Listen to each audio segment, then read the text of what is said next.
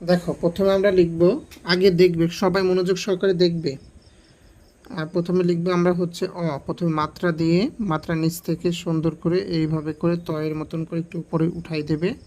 তারপর নিচ থেকে সোজা উপরে দাগগুলো স্ট্রেট দেবে তারপরেরটা দেখো আমরা সব বর্ণই প্র্যাকটিস করেছি। তারপর আর লিখবো আমরা হচ্ছে ঠিক একই রকমভাবে আমরা লিখব খেয়াল করো এইভাবে। তো তারপরেরটা দেখো আমরা এক এক লাইন করে প্র্যাকটিস করব, ঠিক এইভাবে করে আমরা লিখব হ্রস্ব ই।